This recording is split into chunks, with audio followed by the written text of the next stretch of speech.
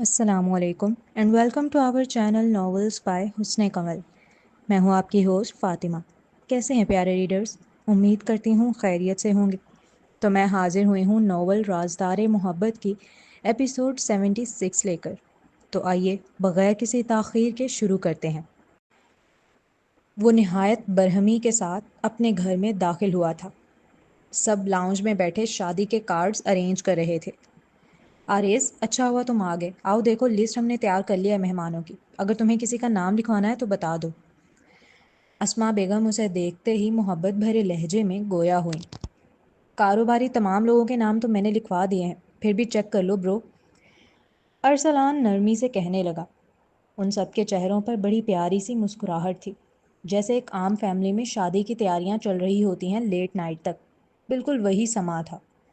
گھر میں بڑے بیٹے کی شادی تھی. سب کام میں لگے ہوئے نظر آ رہے تھے. اس نے ایک نگاہ وہاں موجود ہر شخص پر ڈالی. اس کے والد چشمہ آنکھوں پر لگائے جھک کر حساب کتاب کر رہے تھے رجسٹر میں. والدہ اور بھائی مل کر مہمانوں کی لسٹ تیار کر رہے تھے. پیچھے ملازمین کھڑے ہاتھ باندھے ان کے ایک حکم کے تابع تھے.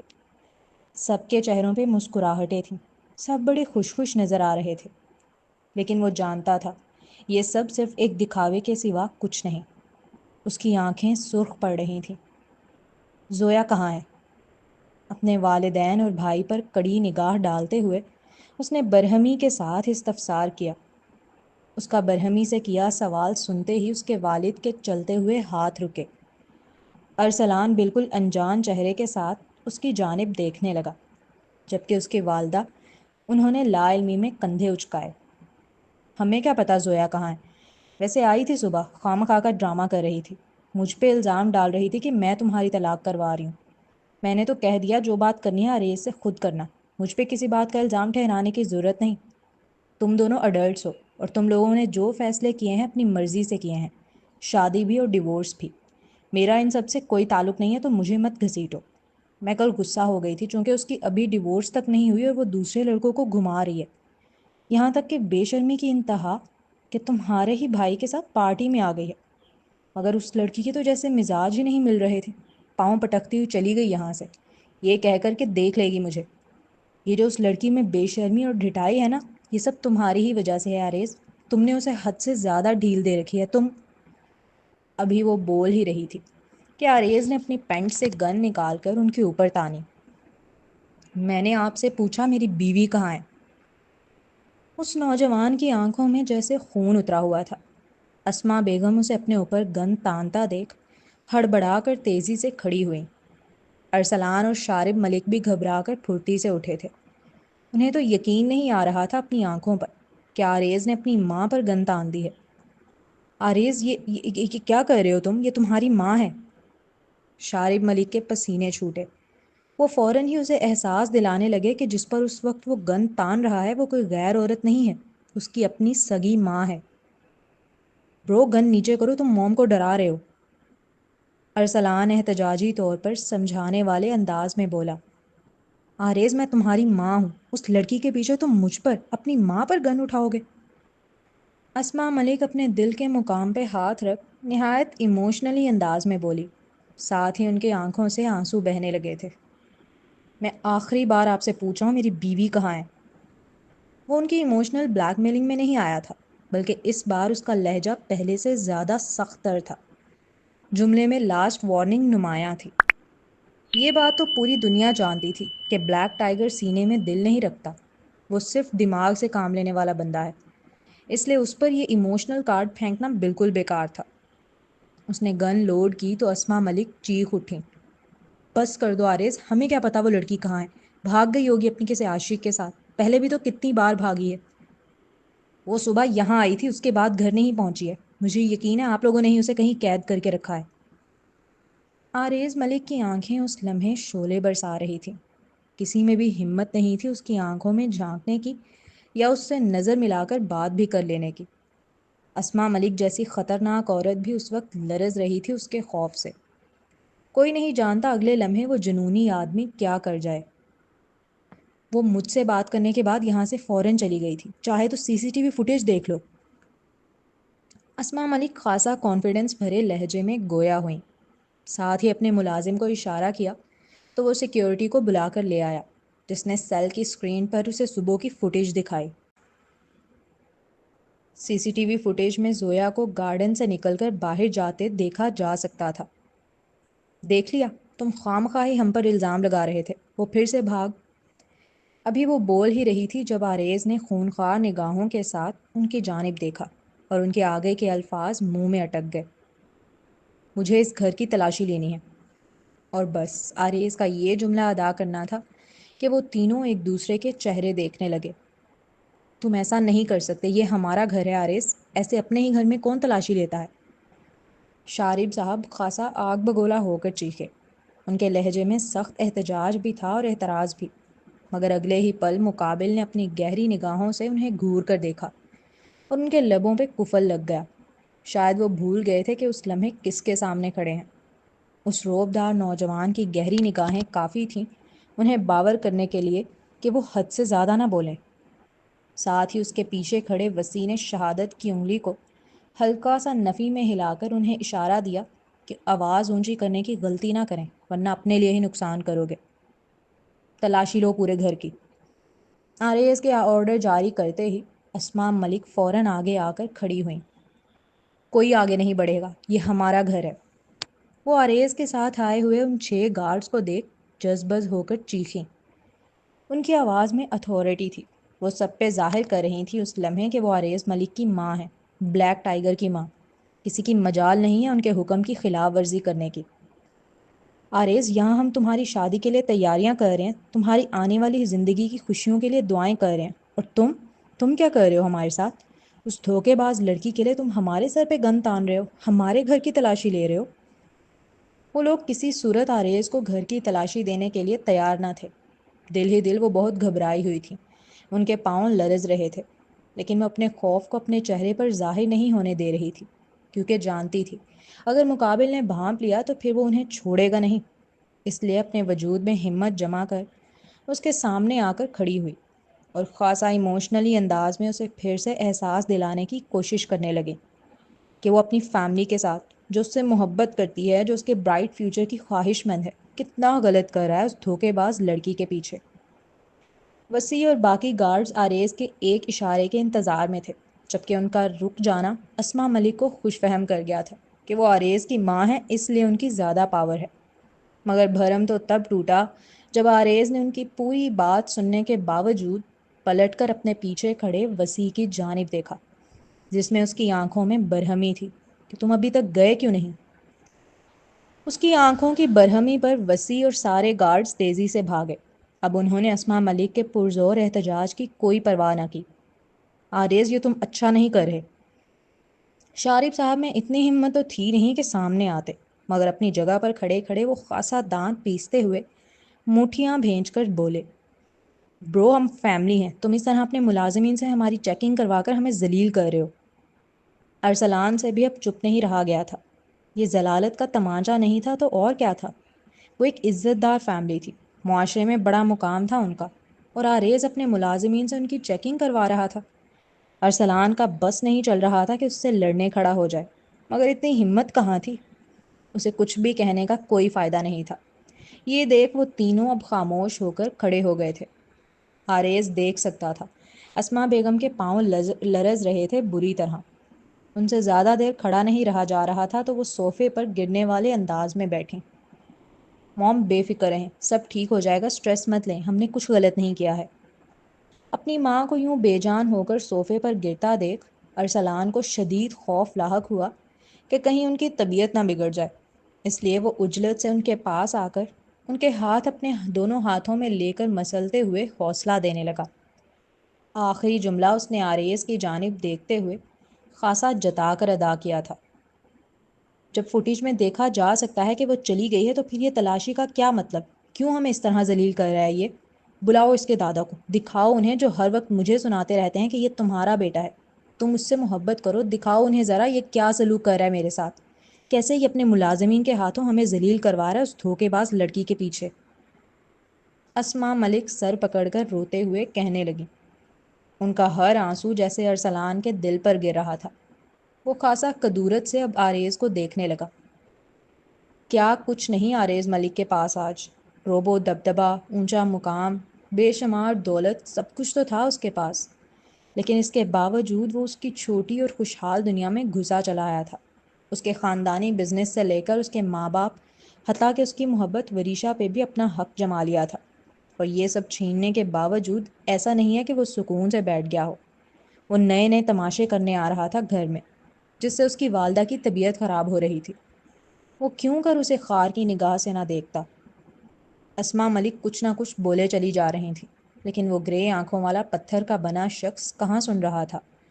اس کی نگاہیں تو متلاشی تھیں، جو پورے گھر میں مسلسل چل رہی تھیں۔ سر، میم کہیں نہیں ہے، وسیع نے آ کر کہا تو اسما بیگم فوراً کھڑی ہو گئیں۔ سن لیا؟ نہیں ملی تمہاری بیوی یہاں؟ وہ جو تھوڑی دیر پہلے گھبرائی گھبرائی سی نظر آ رہی تھی، اپنے ہاتھ اکڑ کر غصیلے لہجے میں خاصا جتاتے ہوئے بولی، تم نے اچھی طرح چیک کیا ہے؟ آریز کو وسیع کے جواب نے مطمئن نہیں کیا تھا۔ جی سر۔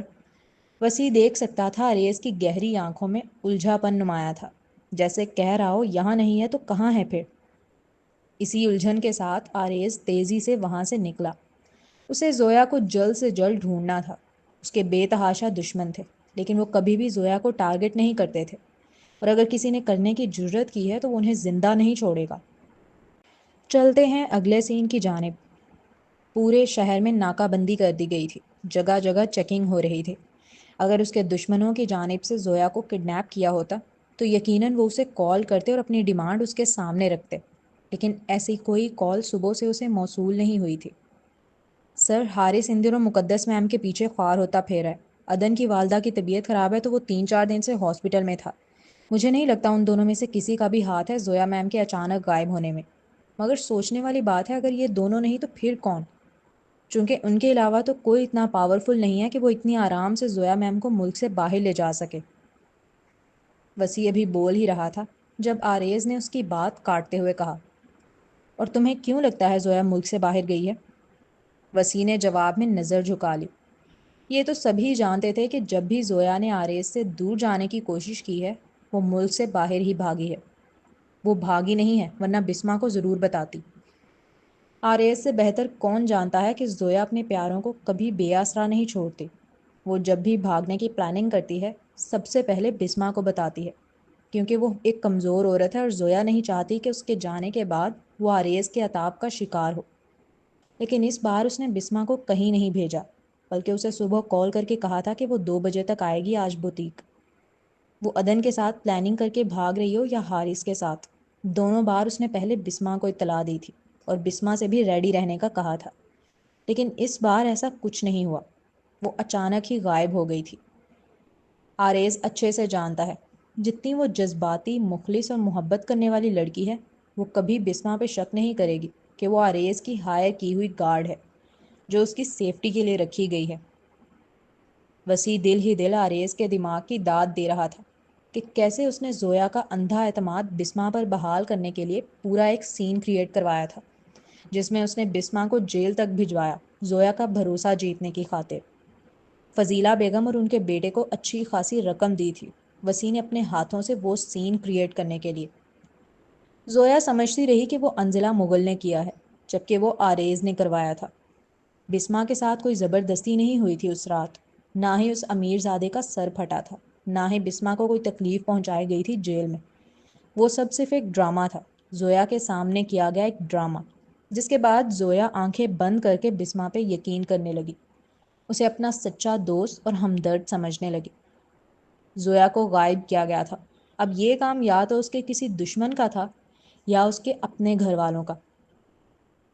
پہلی بار اتنے سالوں میں وسیع آریز ملک کو بہت بے چینی کی حالت میں پا رہا تھا۔ وہ کبھی بیٹھتا تو کبھی کھڑا ہو جاتا، کبھی چلنے لگتا تو کبھی دوبارہ آ کے بیٹھ جاتا، کبھی سیل اٹھاتا، کبھی کچھ کرتا، کبھی کچھ کرتا۔ اسے قرار نہیں آ رہا تھا ایک لمحے کا بھی۔ کیسی بھی سچویشن آئے، وسیع نے کبھی نہیں دیکھا کہ آریز کے چہرے پہ پریشانی کے تاثرات آئے ہوں یا پیشانی پہ بل پڑے ہوں، لیکن اس پل تھے۔ کچھ پتہ چلا؟ وسیع کو کال آئی تو اس نے فوراً اٹینڈ کی۔ جیسے ہی کال پہ بات کر کے سیل کان سے ہٹایا، مقابل سر پکڑے بیٹھے اس نوجوان نے فوراً سوال کیا، نہیں سر، وسیع کو اب ڈر لگنے لگا تھا اس نوجوان کی آنکھوں سے. اس کی گرے آنکھیں لہو رنگ ہوتی جا رہی تھیں. اسے ڈر تھا کہ اگر زویا جلدی نہ ملی تو کہیں بلیک ٹائیگر اپنے دشمنوں کے گھروں میں گھس گھس کے انہیں مارنا نہ شروع کر دے. وسیع اگر مجھے میری بیوی صحیح سلامت واپس نہیں ملی تو میں پوری دنیا کو آگ لگا دوں گا. اس وجیح مرد کی آنکھوں میں جو جنون تھا، جو پاگل پن تھا، جو دیوانگی تھی.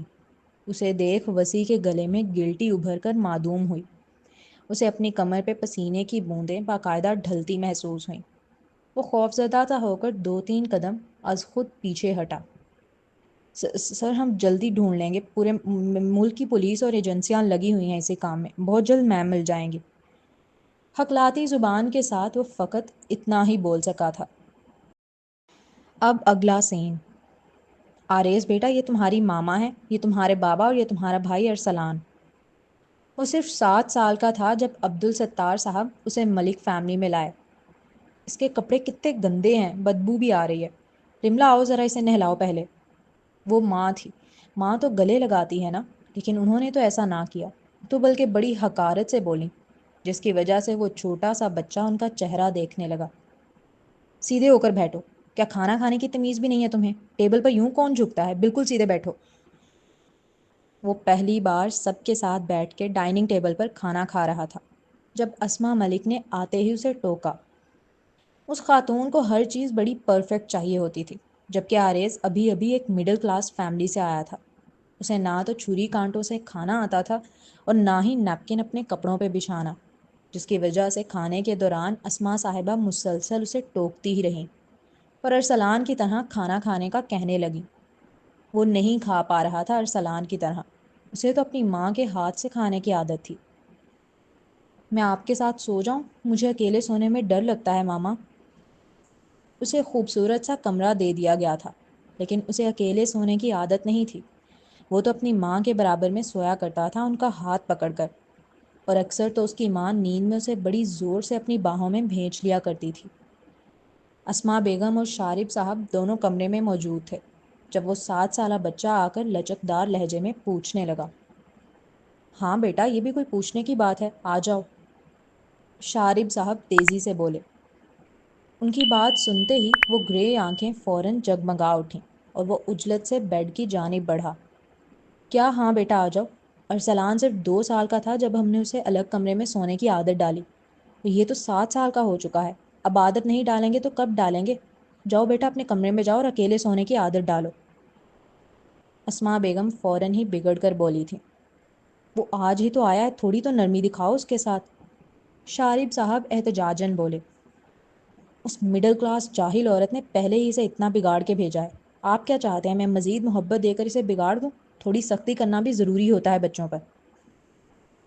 آریز نے تو پہلی بار جانا محبت دینا تو دراصل بگاڑنا ہوتا ہے.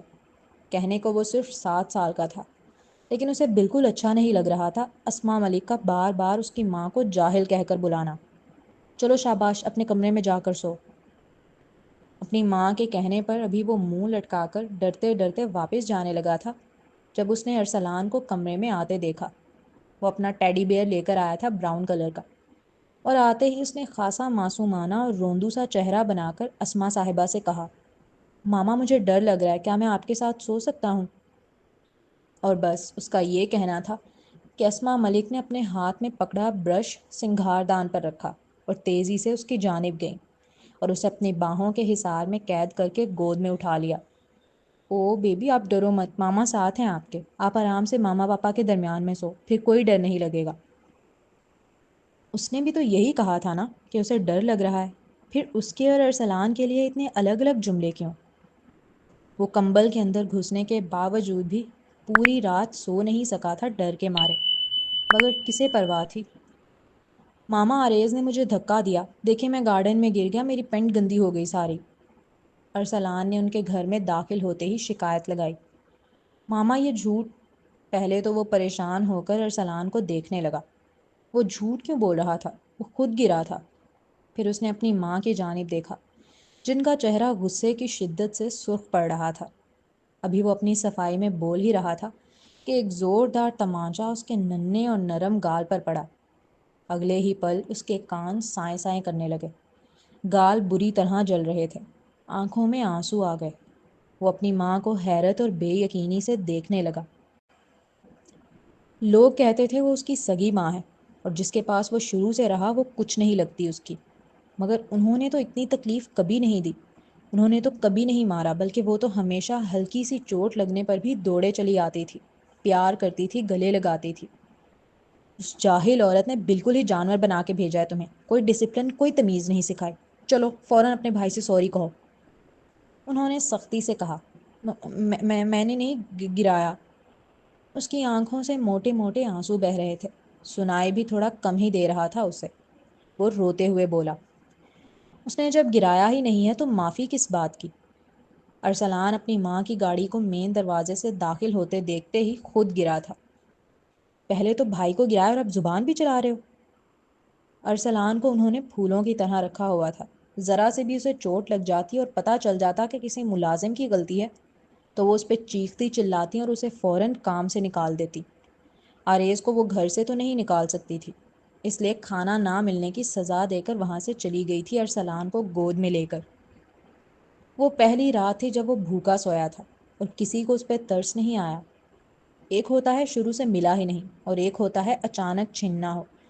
جن کا اچانک چھنتا ہے انہیں احساس زیادہ ہوتا ہے، انہیں تکلیف زیادہ ہوتی ہے۔ مانا وہ عورت اس کی ماں نہیں تھی جس نے اسے 7 سال تک پالا، لیکن اس نے کبھی بھوکا سونے نہیں دیا، بلکہ رات میں بھی اسے بھوک نہ لگ جائے اس فکر میں بیڈ کے برابر والی درازیں سنیک سے بھر کر رکھتی تھیں۔ ماما مجھے یہاں سے لے جاؤ، مجھے نہیں رہنا یہاں، مجھے یہاں سے لے جاؤ، وہ چھت کی جانب دیکھ روتے ہوئے کہنے لگا تھا۔ آج ارسلان کی سالگرہ تھی، سب صبح سے تیاریوں میں لگے ہوئے تھے۔ وہ کمرے سے نکلا تو سبھی کو کاموں میں مصروف پایا۔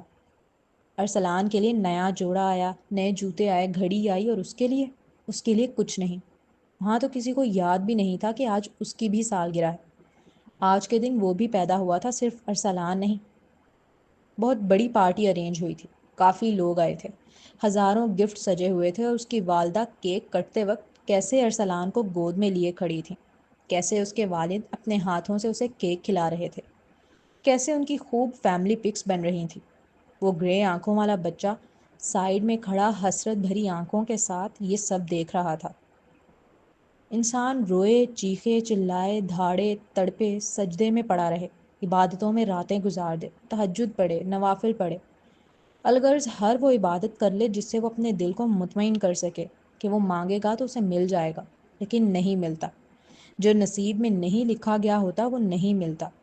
کچھ محبتیں نصیب میں نہیں لکھی جاتی تو بس نہیں لکھی جاتی۔ جیسے جسے اسما بیگم ہر وقت جاہل عورت کہتی ہیں نا، وہ مانا ان کی طرح زیادہ پڑھی لکھی نہیں تھی، لیکن اپنے بیٹے کی سالگرہ پرفیکٹ یاد رکھتی تھی۔ اس رات پارٹی میں اسے شدت سے محسوس ہوا کہ وہ غلط آ گیا ہے یہاں پر۔ یہ لوگ اس کے نہیں ہیں، یہ فیملی اس کی نہیں ہے۔ اسے اپنی ماں کے پاس جانا ہے جو اس سے محبت کرتی ہے۔ یہ تو ارسلان کی ماں ہے جسے یہ تک خبر نہیں کہ وہ صبح سے بھوکا ہے۔ صبح سے اسما ملک نے پورا گھر سر پہ اٹھا رکھا تھا، دادا بھی نہیں تھے۔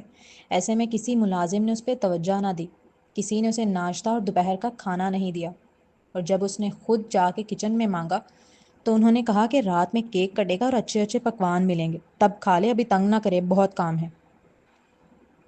تم نے رملا آنٹی کو سیڑھیوں سے دھکا دیا ہے؟ اسما ملک کے سختی سے اس کا بازو جھنجھوڑ کر استفسار کرتے ہی وہ نفی میں سر ہلانے لگا۔ ہاں ماما، میں نے خود دیکھا ہے۔ ارسلان فوراً ہی آگ میں گھی ڈالنے کا کام کرنے آیا تھا۔ تم چپ رہو جھوٹے، آریز تیزی سے اس پر چیخا۔ آریز، ایک تو تم نے رملا آنٹی کو دھکا دیا اور اب اپنے بھائی پر بھی چیخ رہے ہو۔ اسما ملک نے غصے سے جذبز ہو کر کہا، ماما کیونکہ یہ واقعی جھوٹ بول رہا ہے، میں نے دھکا نہیں دیا، وہ خود گری تھیں۔ وہ بے بسی سے چیخنے لگا کیونکہ ارسلان کے آگے اس کی بات کا یقین ہی نہیں کیا جا رہا تھا۔ آریز، آہستہ آواز میں بات کرو، کم از کم اپنی ماں سے بات کرنے کی تمیز تو رکھو۔ وہ شارب صاحب تھے جو اس کے پاس آ کر نہایت برہمی سے ڈانٹتے ہوئے کہہ رہے تھے۔ شارب صاحب شروع میں آریز کے ساتھ بہت اچھے تھے، لیکن اسما ملک نے دن رات اس کی شکایتیں کر کے ان کے مزاج کو بھی چڑچڑا کر دیا تھا۔ اب وہ آریز کو ایک بگڑا ہوا بچہ سمجھتے تھے جسے سدھارنے کے چکر میں سزائیں دیتے۔ میں آہستہ ہی بات کر رہا تھا، یہ چیخ رہی تھی مجھ پر۔ وہ روتے ہوئے اپنے والد سے بولا۔ اس کا انداز شکایتی تھا، لیکن شکایت سے کہیں زیادہ اپنی صفائی میں تھا، اور وہ شکایت بھی بہت معصومانہ تھی۔ جب حارث شروع میں آیا تھا تب وہ چیختا نہیں تھا۔ یہ چیخنا اس نے اسما ملک سے ہی سیکھا تھا۔ وہ اس پہ بات چیختی تھی۔ وہ عورت جو باہر لوگوں کے لیے بڑی ایجوکیٹڈ، بڑی نرم مزاج گفتگو کی حامل، بڑے خوش اتوار رکھنے والی بنی ہوئی تھی، وہ اپنے ہی بچے کو گھر میں ذہنی ٹارچر کر رہی ہے۔ کیا یہ بات لوگ یقین کریں گے؟ مگر وہ کر رہی تھی۔ وہ چھوٹا سا 7 سالہ بچہ ٹارچر ہونے لگا تھا۔ وہ جو پاگلوں کی طرح چیخنے لگا تھا، وہ اس کا غصہ تھا جو اسما ملک کی وجہ سے ہی آہستہ آہستہ اس کے اندر بھرا تھا۔ وہ ماں ہے تمہاری، وہ تمہیں ڈانٹ سکتی ہے تمہاری غلط حرکت پر۔ میں نے کچھ غلط نہیں کیا ہے، وہ پھر بھی مجھے ڈانٹتی ہیں، وہ بھی اپنے اس لاڈلے ارسلان کے کہنے پر۔ آریز نے ارسلان کی جانب انگلی کرتے ہوئے غصے سے کہا، دیکھ رہے ہیں آپ کیسے مسلسل زبان چلا رہا ہے یہ آپ سے، ایسے ہی مجھ سے چلاتا ہے، اور ارسلان کو تو خواہ آنکھوں میں رکھ لیا اس نے۔ اسما ملک سر پکڑتے ہوئے جذبز ہو کر بولی، آریز تمہاری بدتمیزیاں تو دن بدن بڑھ رہی ہیں۔ شارب صاحب نے نفی میں سر ہلاتے ہوئے آہستگی سے کہا، اور پھر ملازم کو بلایا، اسے میری اسٹڈی کے پیچھے جو کمرہ ہے وہاں بند کر دو، اور کوئی ضرورت نہیں ہے اسے کھانا پینا دینے کی، یہاں تک کہ یہ کہے کہ اس نے رملا آنٹی کو گرایا اور معافی مانگ لے ان سے بھی اور اپنی ماما سے بھی۔ ملازمین اسے کھینچتے ہوئے لے جانے لگے۔ وہ چیخ رہا تھا، رو رہا تھا، بار بار کہہ رہا تھا کہ اس نے رملا آنٹی کو نہیں گرایا، ارسلان جھوٹ بول رہا ہے، لیکن کسی نے اس کی نہیں سنی اور اسے اسٹڈی کے پیچھے والے کمرے میں بند کر دیا۔ کمرہ چھوٹا سا تھا، کوئی کھڑکی نہیں تھی وہاں پر۔ جب شارب صاحب کو سکون چاہیے ہوتا تھا تو اس کمرے میں بیٹھ جاتے تھے جا کر، لیکن اے سی چلاتے تھے، کیونکہ بغیر اے سی کے وہاں آکسیجن کا کوئی دوسرا ذریعہ نہیں تھا۔ لیکن جب اسے بند کیا گیا تو وہاں کا اے سی تک آن نہیں کیا گیا، نہ لائٹس آن کی گئیں، جس کی وجہ سے وہ کمرہ اسے مزید خوفزدہ کرنے لگا۔ اس کے لیے وہ چھوٹا سا کمرہ بھی کسی جیل سے کم نہیں تھا۔ نہ اسے کھانا دیا گیا تھا، نہ پانی۔ وہ بھوکا پیاسا کونے کی دیوار سے ٹیک لگائے بے سود سا بیٹھا روئے چلا جا رہا تھا۔ کمرے میں اتنا اندھیرا تھا کہ ہاتھ کو ہاتھ سجائی نہ دے، اور اتنی خاموشی کہ گھڑی کی ٹک ٹک کی آواز بھی صاف سنائی دے۔ وہ صرف 7 سال کا چھوٹا سا بچہ تھا، اتنے اندھیرے میں تو گھڑی کی ٹک ٹک کی آواز بھی اسے صرف خوفزدہ ہی کر رہی تھی۔ اسے سب سے زیادہ غصہ عبدالستار صاحب پر آتا تھا، جن کی وجہ سے وہ اپنی محبت کرنے والے والدین سے دور ہوا۔ وہ خود اسے ملک مینشن جیسے دوزخ میں چھوڑ کر پتہ نہیں کہاں غائب ہو گئے تھے۔ کمرے میں آکسیجن نہیں تھا زیادہ۔ 3-4 گھنٹے ہی گزرے ہوں گے کہ شدید گھٹن ہونا شروع ہو گئی۔ روتے روتے اسے سانس آنا بند ہونے لگا، اس کی آنکھیں چڑھنے لگیں، منہ کھلا کا کھلا رہ گیا۔ وہ سانس لینے کی کوشش کر رہا تھا لیکن اسے آ نہیں رہا تھا۔ اس لمحے اس نے موت کو بڑے قریب سے دیکھا۔ آہستہ آہستہ اسے سانس آنا بالکل بند ہو گئی، اور وہ کب فرش پر گرا اسے نہیں خبر۔ اس کا دماغ کام کرنا بند ہو گیا۔ اسے اب اپنے ارد گرد کا منظر دھندلا نظر آ رہا تھا۔ آریز اسی خاموشی میں اچانک اس نے ایک مدھم سی آواز سنی، جو اس کا نام پکار رہی تھی۔ وہ بہت جانی پہچانی آواز تھی۔ ایسا لگ رہا تھا جیسے وہ نام تک نہیں لے پا رہی ہو، اب بہت کرب اور تکلیف میں مبتلا ہو، جیسے اس کا بھی سانس گھٹ رہا ہو۔ زویا! وہ چیختے ہوئے اٹھا۔ وسیع جو اس کے سامنے والے صوفے پر ہی بیٹھا ہوا تھا، اسے اچانک زویا کا نام لے کر چیخ کر اٹھتا دیکھ فوراً کھڑا ہوا۔ سر، میم کا ابھی تک کچھ پتہ نہیں چلا ہے، مگر ہم ڈھونڈ رہے ہیں۔ وہ بیٹھے بیٹھے سو گیا تھا، اور اب جب اس کی آنکھ کھلی تو وہ بہت خوفزدہ سی تھیں، بہت کھوئی کھوئی سی، جیسے وہ وہاں ہو کر بھی وہاں موجود نہ ہو۔ اس کی پیشانی پر پسینہ تھا، وہ حواسوں میں معلوم نہیں ہو رہا تھا اپنے۔ کچھ لمحے لگے آریز کو یہ سمجھنے میں کہ وہ کہاں موجود ہے اور اس کے ارد گرد کیا چل رہا ہے۔ گاڑیاں نکالو جلدی! وہ یہ کہتا ہوا تیزی سے اٹھا اور باہر کی جانب بڑھا۔ اس نے گاڑی نہیں کہا تھا، گاڑیوں کا کہا تھا، جو وسیع کو سمجھا گیا تھا کہ وہ کسی کی بارات نکالنے جا رہا ہے۔ مگر رات کے 3 بجے کے قریب وہ کس کی بارات نکالنے کے لیے چل پڑا ہے، وہ یہ سوچ الجھا۔ وہ یہ نہیں جانتا تھا کہ بارات نکل کس کی رہی ہے، مگر اتنا ضرور جانتا تھا کہ جس کی بارات بلیک ٹائیگر نکالے، اس کا تو خدا ہی حافظ ہے اب۔ رات کے 3 بجے کے قریب ٹریفک تھوڑا ہلکا ہو جاتا ہے، لیکن اس رات ایسا نہیں تھا۔ اس رات ایک کے بعد ایک بلیک لینڈ کروزر آندھی طوفان کی مانند اپنے برابر سے گزرتے ہوئے لوگ دیکھ رہے تھے۔ حدے نگاہ تک لوگوں کو لینڈ کروزر کی قطار لگی نظر آ رہی تھی، اور سب سے آگے تھی بلیک کلر کی مرسیڈیز جو آریز ملک خود ڈرائیو کر رہا تھا۔ زویا ایک کمال کی ریسر تھی جس کا کوئی مقابلہ نہیں کر پاتا تھا، لیکن اگر اس لمحے وہ مرسیڈیز میں اس کے ساتھ بیٹھی ہوتی تو اس کی بھی چیخیں نکل جاتی۔ اتنی رف ڈرائیونگ کر رہا تھا وہ گرے آنکھوں والا نوجوان، ایسے جیسے موت کے کنویں میں گاڑی چلا رہا ہو، کہ برابر میں بیٹھے وسیع کے پسینے چھوٹ رہے تھے۔ اس کی گاڑی کی سپیڈ کا یہ عالم تھا کہ وسیع اپنی سیٹ سے مکمل چپک گیا تھا اور دل ہی دل تسبیح پڑھنا شروع کر دی تھی۔ آریز ملک بجلی کی پھرتی سے گاڑیوں کو اوورٹیک کرتا ہوا نکل رہا تھا۔ اتنی گاڑیاں ایک ساتھ پہلے کبھی نہیں دیکھی گئی تھی، اس لیے لوگوں نے تو ویڈیوز بنانا شروع کر دی تھیں۔ بلیک ٹائیگر اپنی بیوی کو پوری بارات کے ساتھ لینے جا رہا تھا، جسے پورا برازیلیا دیکھ رہا تھا رات کے 3 بجے۔ اب اگلا سین۔ وہ آرام سے سو رہے تھے جب فائر کی آوازوں نے ان کے ہوش اڑائے اور وہ ہکا بکا ہو کر کمروں سے باہر نکل آئے۔ اس لمحے جو منظر ان کی آنکھوں نے دیکھا وہ ان کا دل ہلا گیا تھا۔ جوک در جوک بلیک وردی میں ملبوس گارڈز انہیں اپنے گھر میں داخل ہوتے نظر آ رہے تھے۔ ان کے ہاتھوں میں بڑی بڑی گنز تھیں جسے دیکھ کر کسی کے بھی حواس باختہ ہوں۔ انہی گارڈز کے بیچ میں سے انہوں نے آریز کو اپنے روبدار اور پروکار انداز میں لمبے قدم بھرتے اندر کی جانب آتے دیکھا۔ وہ کالے رنگ کے کپڑوں میں آتا نوجوان انہیں تو اس لمحے ملک الموت کی مانند لگا۔ اس گرے آنکھوں والے نوجوان کے ارد گرد جیسے بلیک کلر کا دائرہ ہو، ایک ایسا دائرہ جو اس کی شخصیت کو مزید پاورفل دکھا رہا تھا۔ وہ لوگ فرسٹ فلور پر کھڑے تھے۔ آریز انہیں کاٹدار نگاہوں سے دیکھتا ہوا آگے کی جانب بڑھ گیا تھا۔ یہ کیا کر ابھی اسما بیگم کا جملہ بھی مکمل نہیں ہوا تھا کہ وسیع نے آ کر ان کے سر پہ اپنی گن تانی۔ خوف کی شدت سے ان کی سانس رکی۔ صرف ان پر ہی نہیں، انہوں نے دیکھا ارسلان اور شارب صاحب پر بھی گنیں تان دی گئی ہیں۔ ان کے پورے ملک مینشن کو چاروں طرف سے گھیر لیا تھا بلیک ٹائیگر کے گارڈز نے۔ ان کے ہاتھوں میں بڑی بڑی گنز تھیں، اور جتنے افراد باہر تھے اس سے کہیں زیادہ اس وقت ان کے لاؤنج میں اور جگہ جگہ کھڑے نظر آ رہے تھے۔ وسیع، تم اپنی اوقات بھول رہے ہو۔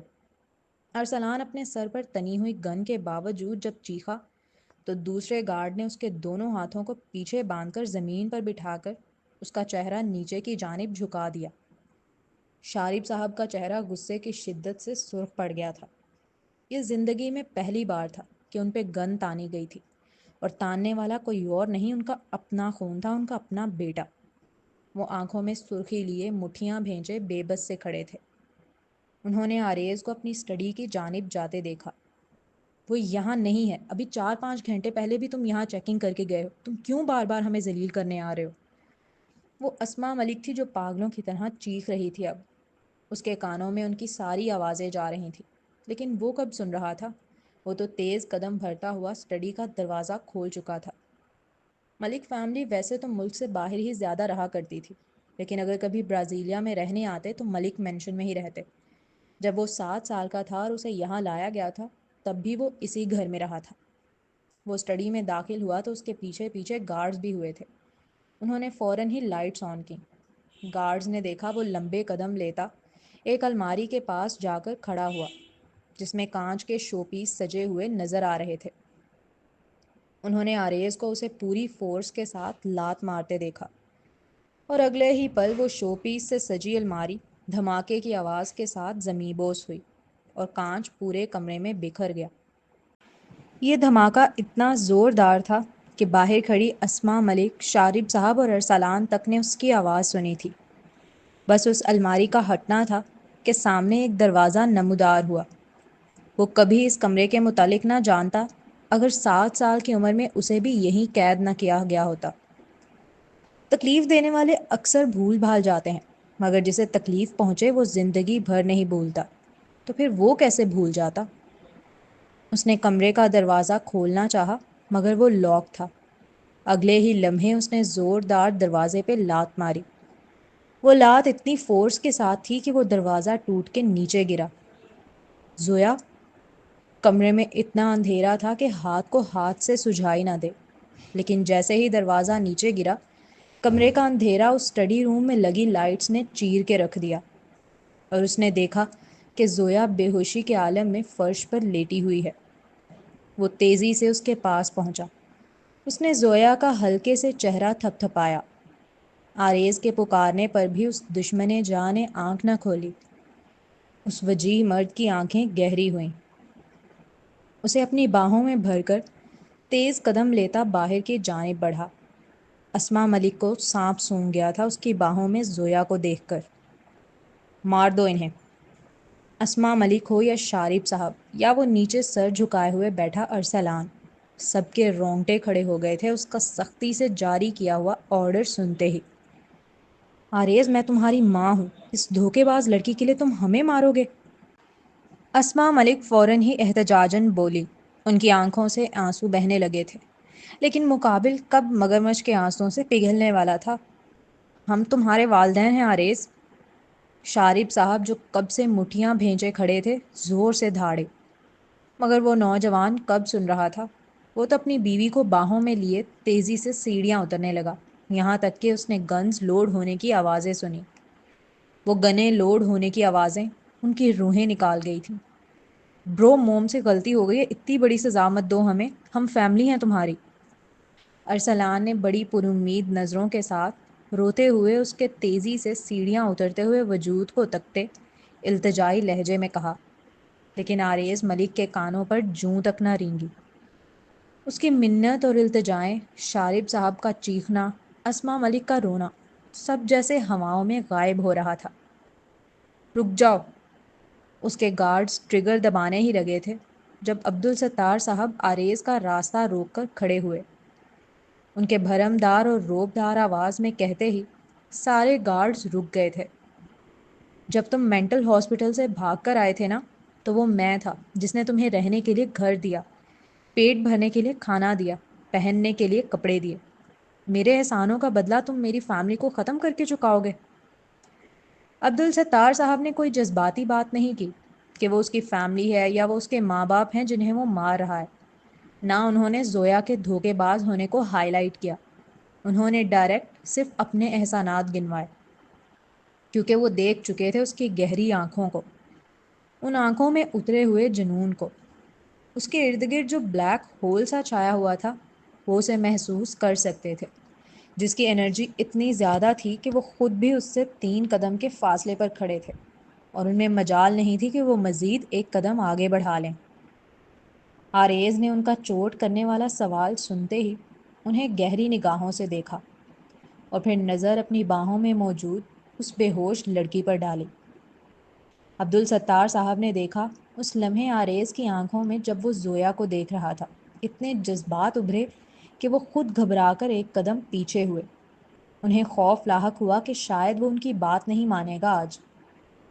آریز ملک، مت بھولو تم جس مقام پر کھڑے ہو وہ میری بدولت ہے۔ عبدالستار صاحب اس لمحے پیچھے نہیں ہٹ سکتے تھے، اگر وہ پیچھے ہٹ جاتے تو یقیناً وہ ان کی پوری فیملی کو مٹا کے چلا جاتا۔ انہوں نے اپنے خوف کو آریز پر ظاہر نہیں ہونے دیا تھا، نہایت برہمی کے ساتھ اس کی جانب شہادت کی انگلی کرے احسان جتانے والے انداز میں بولے، ہم بعد میں بات کریں گے۔ فقط اپنی بھرمدار آواز میں اتنا کہتا وہ ان کے برابر سے گزر کر چلا گیا تھا۔ اس کا جملہ سنتے ہی سارے گارڈز گنے نیچے کر کے تیزی سے اس کے پیچھے چل دیے۔ تو جی جناب، یہ تھی آج کی دھماکے دار ایپیسوڈ۔ اف کیا فلمی سین تھا، مطلب اتنا مزے کا میں پڑھ رہی تھی اور آئی واز فیلنگ دیٹ کہ اف، میں بیان نہیں کر سکتی لفظوں میں، لیکن اتنی مزے کی ایپیسوڈ تھی۔ کیا دبنگ انداز میں آریز صاحب گئے ہیں، اینڈ اس کو پتا تھا کہ یہیں پہ ہونا ہے، اور یہ جو اینڈ پہ اچھا خاصا ان کا کام مکا رہا تھا اسما ملک منحوس کا، لیکن یہ دادا بیچ میں آ گیا۔ کس قسم کے احسانات گنوا رہے؟ اگر وہ پاگل خانے سے اس کو چھڑوا کے بھی لایا تھا تو پاگل خانے میں ڈالنے والا کون تھا؟ اس کی اپنی ماں، تو اگر وہ مار دیتا ہے تو کوئی اس میں بڑی بات نہیں ہے۔ تو یہ مجھے برا لگا کہ اینڈ پہ جو دادا نے خیر سے اپنے احسانات گنوا دیے۔ آریز پھر بھی اچھا ہے بیچارہ، اس نے چھوڑ دیا، لیکن اب میرے خیال سے اس کو دوبارہ ان پہ یقین نہیں کرنا چاہیے، اپنے طریقے سے ان کو ہینڈل کرے اور سائڈ پہ کرے ان کو اپنی زندگی سے۔ اینڈ جب پاسٹ اس کا تھا بتا رہے تو مطلب اس نے اتنا کچھ سہا ہے تو اس کا سائیکو ہونا بنتا ہے، اتنا بنتا ہے اس کا. تو مجھے تو بہت اچھی لگی آج کی ایپیسوڈ. آپ لوگوں کو کیسی لگی اپنے ویوز ضرور بتائیں.